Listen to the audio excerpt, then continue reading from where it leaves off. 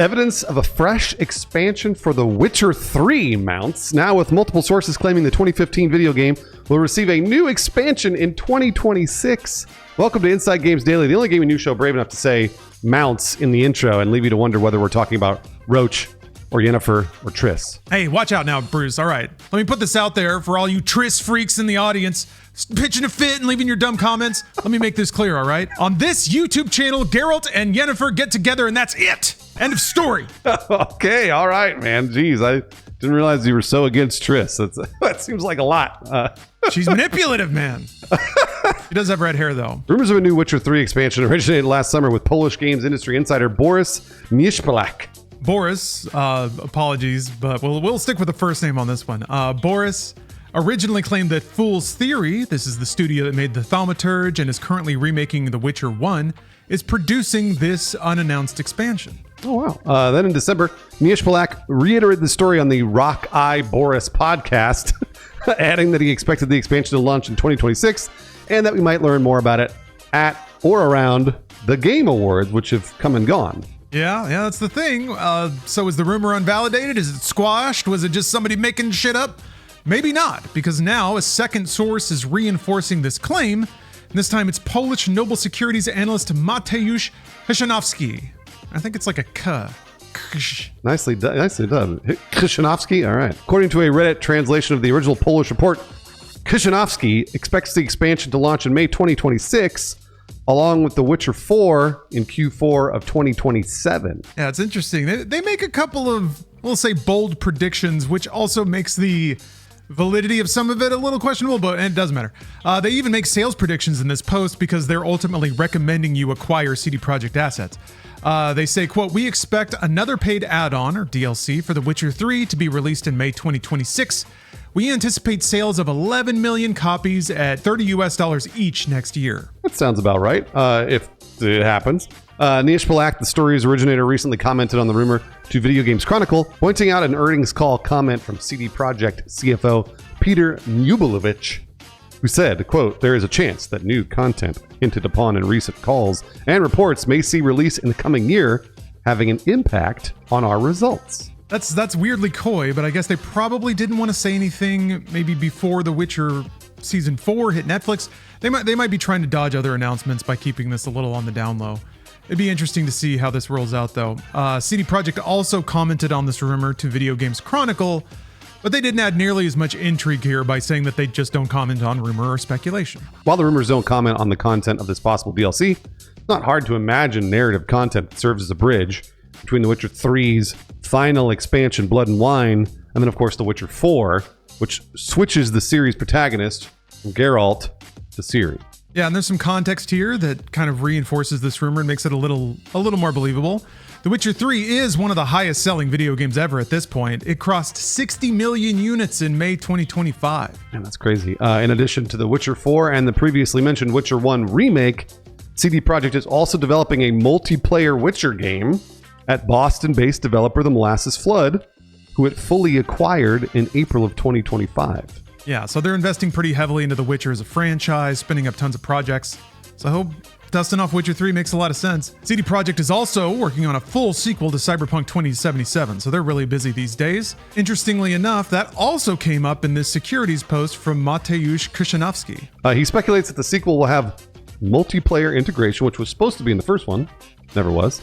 And that feature actually might push Cyberpunk 2's launch to Q4 of 2030. That's quite a while. That is a long time, yes. And it's a long time to go without revenue, which is an interesting situation. And that kind of, to me, lends a lot more credibility to the specific rumor. This is a great time, and perhaps the last great time, to launch content like this, because GTA 6 is on the horizon. So there's a lot about this timeline that sort of adds up. There's a lot of ex-CD Projekt talent at Fool's Theory as well, which is producing this expansion. So it makes sense CD Projekt would trust them, and that also they would already have experience creating Witcher-style content. And if they're already making a remake of Witcher 1, I feel like there have to be a lot of development efficiencies in making more Witcher content. It's not exactly the same, and you probably can't share all the assets back and forth. But if you're already working on Witchery stuff, feels like, it's not too much of a leap to make additional content in that way. It kind of reminds me of how adjacent the Metroid Prime remaster was to Metroid Prime 4. I assume if Retro Studios is taking over development of Metroid Prime 4 and they have to make the tool sets for it and the engine and tune all that stuff, pretty easy to make a remake at the same time, or it's easier than having a separate studio spin up that project from nothing.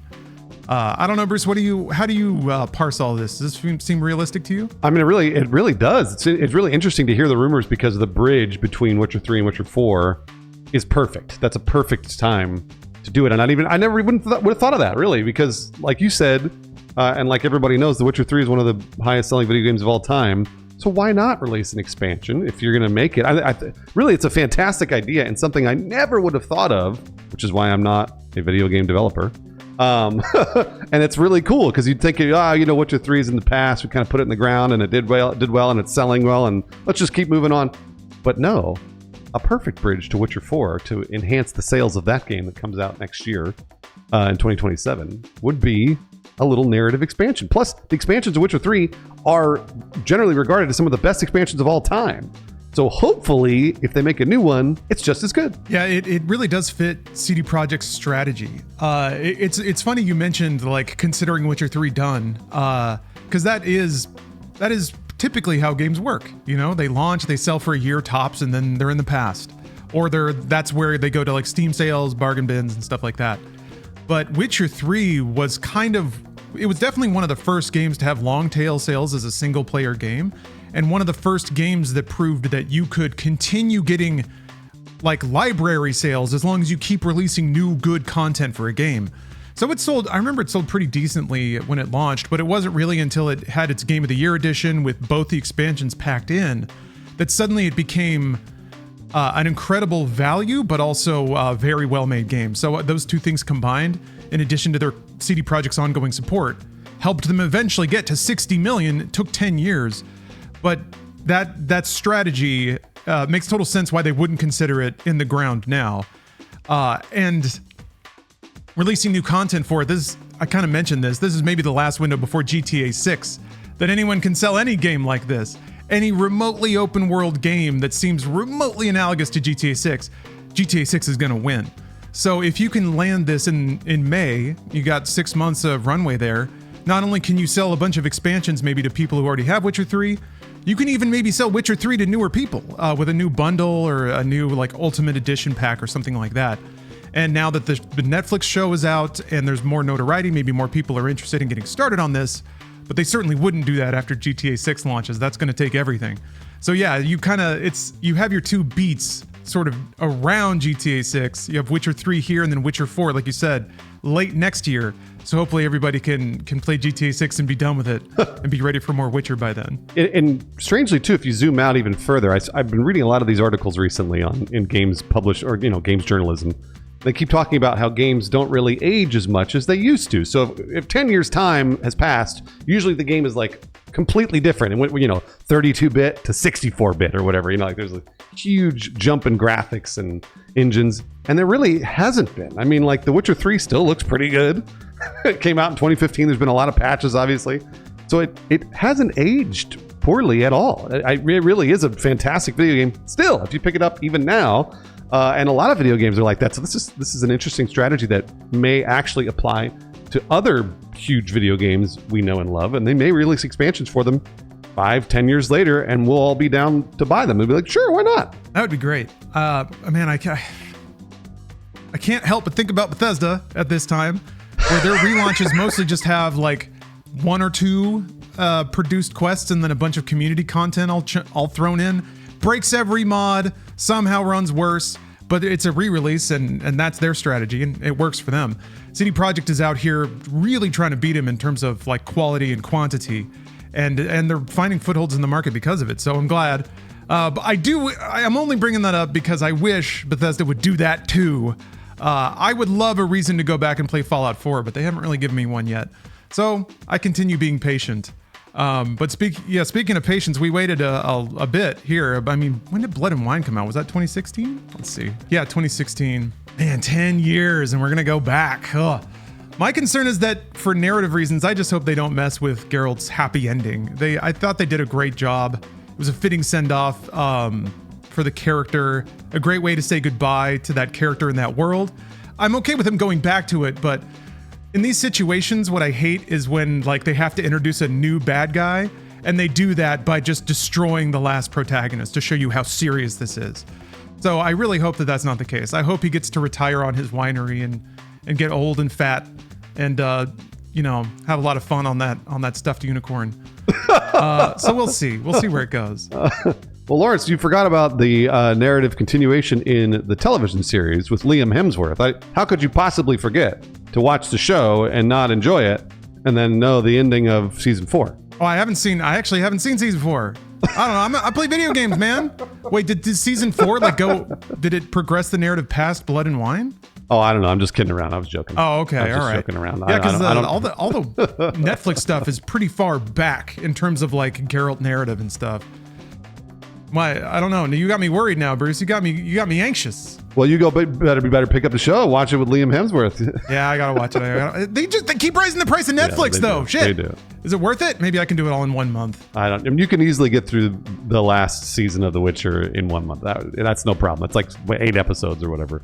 And I mean, for what I watched and barely remember, I enjoyed. Wow. I mean, it wasn't as good as Henry Cavill in season 1 and 2, but whatever. It's still there and it was fun. Either way, thank you very much for watching Inside Games, not Inside TV. Gabbing about our gaming news is our happy ending, just like Geralt's. So thank you for giving us that happy ending. I don't like the way I said that. I do, Bruce. Sounds great coming out of your mouth. Some folks out there in the audience went the extra mile to support us directly via Patreon, and we're very, very grateful for that. So we'd like to shout a few of them out now. Thank you very much for the support. Monkey Butlers, Rook, Tito 007, Jonathan Lenowski, and Noel Test for just chucking a fistful of coins directly at us. We appreciate that. And hey, you don't have to give us money if you don't want to. All of our content is freely available on our Patreon. Every single episode has a custom select spicy meme directly from me for you, freely available because shit costs too much on the internet these days. So please check it out, and thank you very much for watching Inside Games.